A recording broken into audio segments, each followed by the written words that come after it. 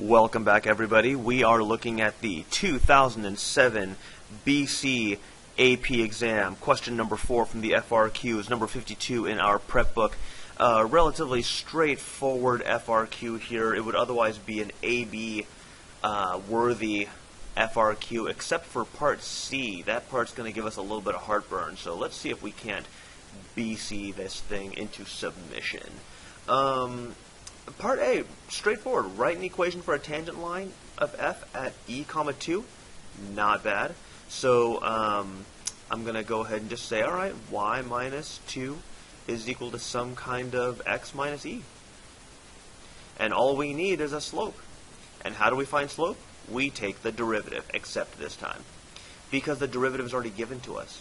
This is f prime of x is equal to x squared ln of x, which is our slope anywhere. But this time, we don't want the slope anywhere. We want the slope at x equals e. So f prime of e will be e squared times ln of e, which is going to be e squared. Very cool. I think we're good. So we can go and get rid of that arrow right there. We don't want to throw off the AP exam graders. Why did he put an arrow right there? So I think A is all solidified. I think we're okay. Let's go and take a look at part B. It says, is the graph of f concave up or concave down on 1 to 3? Give a reason for your answer. When I see the words concavity, I think about second derivative. So let's go and take the second derivative. If I'm going to take the second derivative, f double prime of x, well, that's going to be the derivative of this guy. And when I see the derivative of him, I see a little bit of product rule in my life, which means I'm going to go first unchanged derivative of the second plus second unchanged times the derivative of the first. Because I'm going to go ahead and graphically analyze this guy, I'm going to simplify him a little bit, so I get x plus 2x ln of x. Now from here, when I'm analyzing the second derivative, I'm going to set him equal to 0. But before I do any kind of analysis, I'm going to go and factor out the x, giving me 1 plus 2 ln of x equaling 0. Using the zero product property, I get x equaling 0. But x could also equal e to the negative 1/2. Now, if you're not sure how I got that, pause the video, set 1 plus 2 ln of x equal to 0, and then you will get the answer. So go ahead and do that, or leave a comment in the comment section. I can show you how to do it later on. From here, if I analyze this dude into a sign chart, 0, and then e to the negative 1/2, which is basically 1 over rad e, I will partition this guy down. And so from here, my two functions are going to be x and then 1 plus 2 ln of x. And so what I'm going to do is I'm going to go and analyze this. Now, I know that nothing exists before 0 because the ln has to be greater than 0, but I'm not going to let that fact mess up my tempo. So I'm going to just do the sign chart normally and then just disregard what I have to disregard. So the x will be minus plus plus. The 1 plus 2 ln of x would be minus minus plus. Again, I don't care about him because nothing existed before 0 anyway. This guy's going to be minus, this guy's going to be plus. Now, it boils down to this one question, e to the negative 1/2. Well, that's going to be a positive number that's less than 1, right? Because 1 over e is like 1 is almost like a third, and if you take the square root of it, it's not going to be less than 0. So to answer the question, are we concave up or concave down on 1 to 3? Well, for that, I'm going to go to the trusty typing, because my handwriting. So I'm going to go ahead and say that f is, and I'll move him here, and I'll even change colors on him. F is concave, got to be concave up, right? Concave up on 1 to 3. And that would be because f double prime is positive. And that would be your rationale. Does that fit? It does not. It's all even here. Let's get ready to rock and roll with part C. It says use anti-differentiation to find f of x. So part C, we know that f prime of x is equal to x squared ln of x. They also gave me an initial condition of if I plug in an e, I will get out a 2.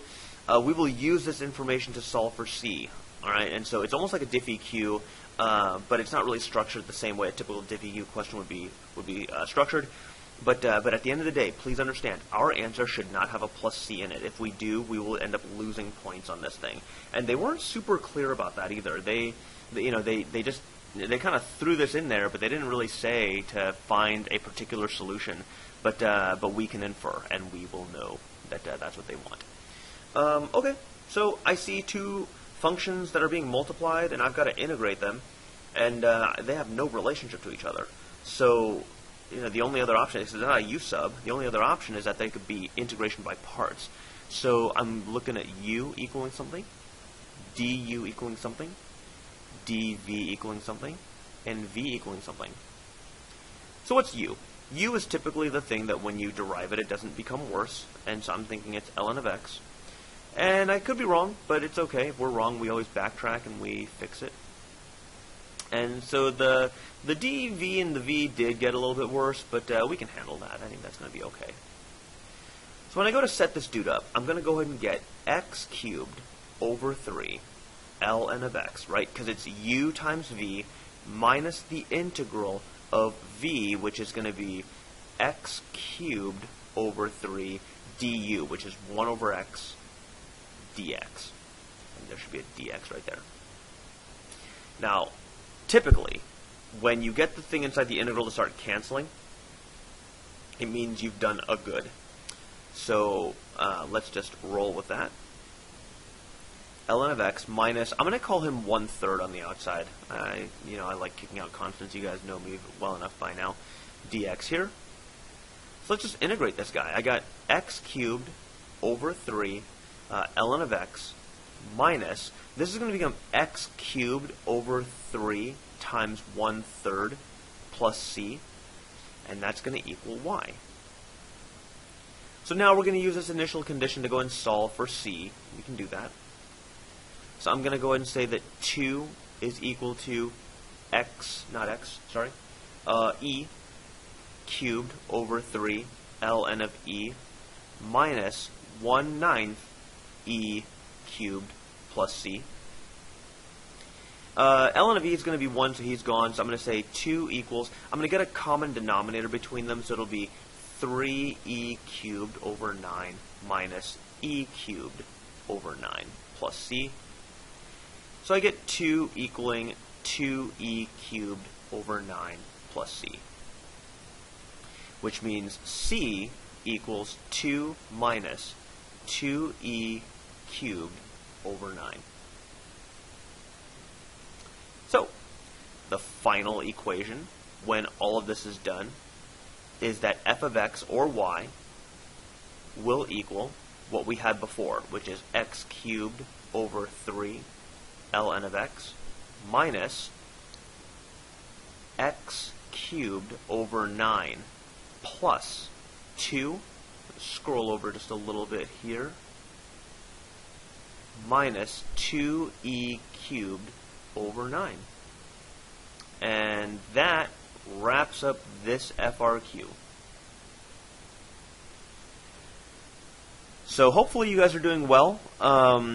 It would be nice if we could have all done this together, but unfortunately we are in an odd time right now. But hopefully you guys are all staying healthy, staying indoors, and making sure you stay on your best health. And so hopefully we get to see each other soon. But until then, this will have to do the job that it has to do. So yeah, we will talk soon, and see you later. Ciao.